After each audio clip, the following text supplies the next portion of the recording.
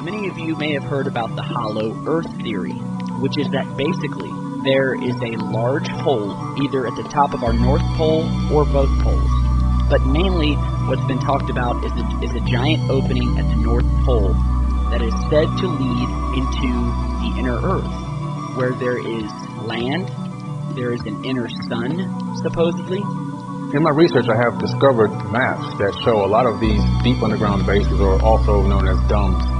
These bases are in locations where there appear to have been other openings deep under the earth. We have access to the ground-penetrating radar data.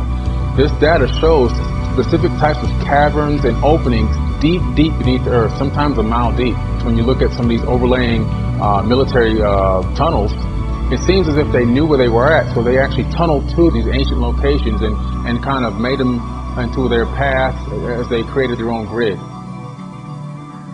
The hollow earth theory has been around for several years. The original goes back maybe 500 years, and very well-known historical figures have talked about this. Sir Isaac Newton was a component for the hollow earth. The famous mathematical genius of the 18th century, Leonard Euler, concluded that the Earth was hollow, containing a central sun.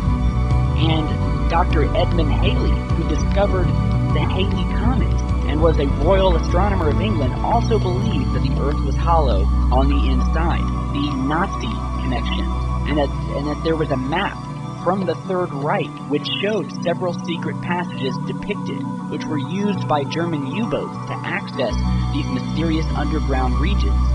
And then there was the case of Carl Unger, who was a crew member aboard a German U-boat, who wrote letters stating that the crew had reached the interior of the Earth and that they did not consider coming back. South American tradition, which is very interesting, of the tribe that said that they were guarding the entrance to the inner Earth. And they said it would take maybe a couple of weeks to finally get down far enough where they would meet the inhabitants, and they were just these gigantic people, anywhere between 10 and 11.5 feet tall. So, of course, the common idea is that, oh, this is just a bunch of mythology by primitive people. But what's interesting is they talked about how when they got far enough down, one of the things they saw was basically molten rock. And that's exactly what modern science tells us you should find underneath the Earth.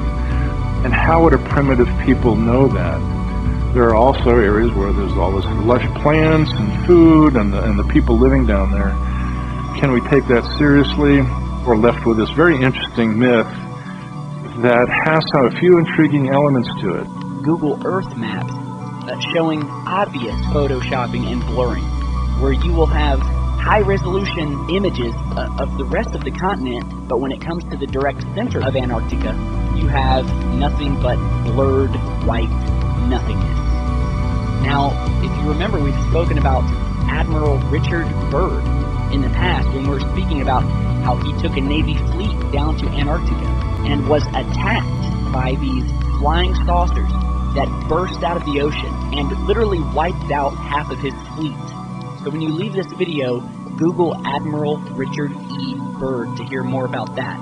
However, Admiral Byrd also, who was, by the way, a very distinguished, well-known, well-respected pioneer, aviator, and polar explorer, flew over the North Pole in May of 1926 and led numerous expeditions to Antarctica, including a flight over the South Pole on November 29, 1929. So basically, through one of Mr. Byrd's diaries, it was found that he had written about a gaping hole over the North Pole and that he had actually entered inner Earth.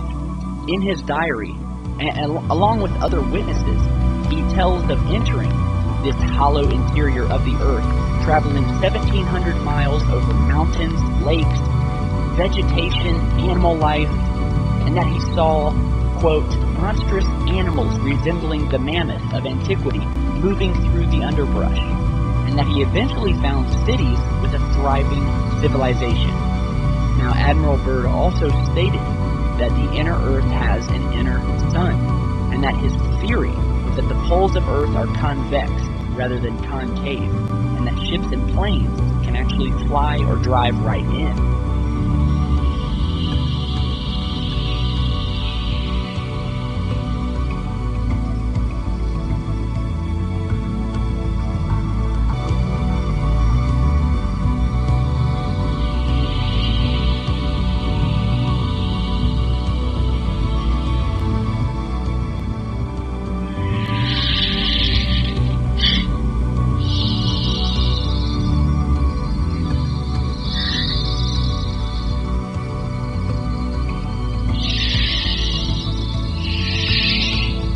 diametrically.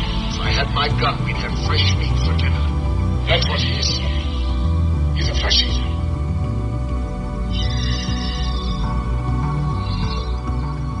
Can he swim?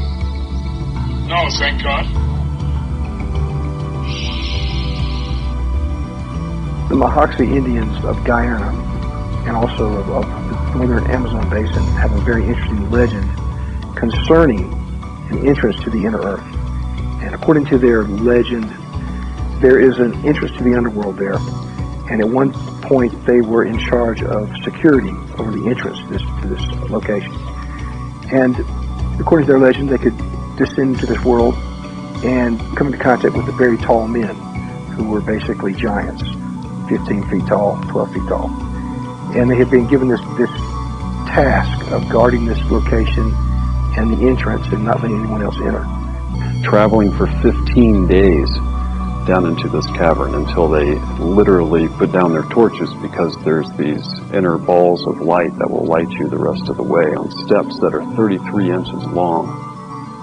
Eventually making it into caverns where food was growing, lit by 4 large sun-like discs that they couldn't even stare at, they were so bright.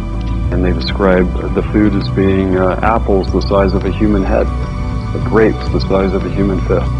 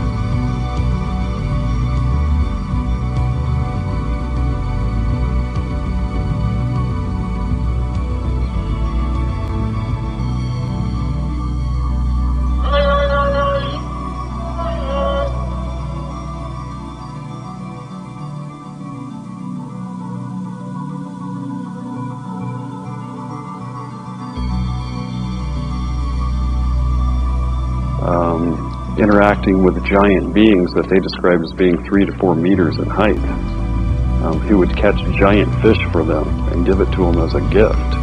And that kind of detail, coming from a culture who didn't have any access to libraries, didn't have any access to television, satellite, internet.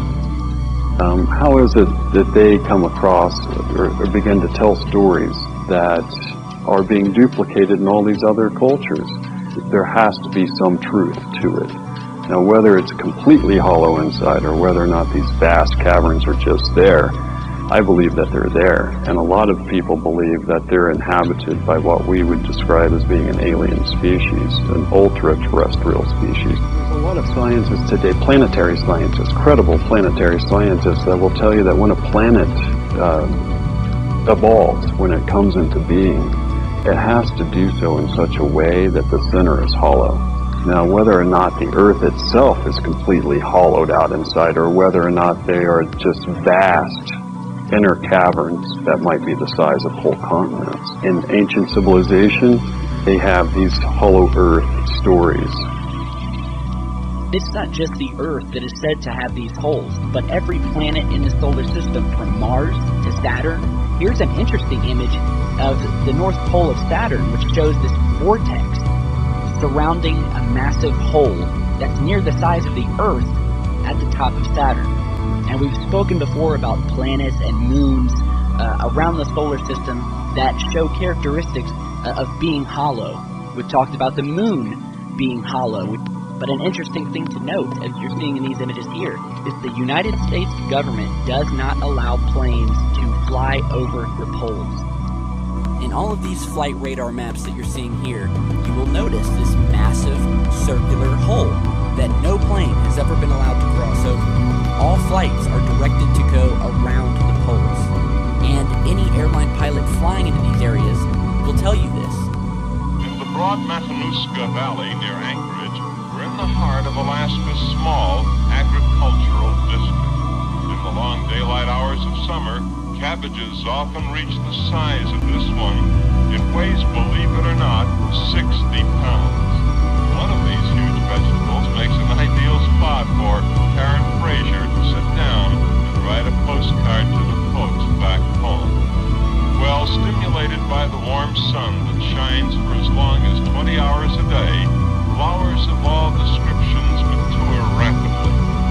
Vegetables such as these beets grow to 5 and 6 times their normal size, and this looks more like a watermelon than a zucchini squash. I want to imagine what is below us, what the earth has to teach us. It is a living thing, and our lives are tied to it, so we don't have to be adherents of the ancient nature religions to know this is important stuff.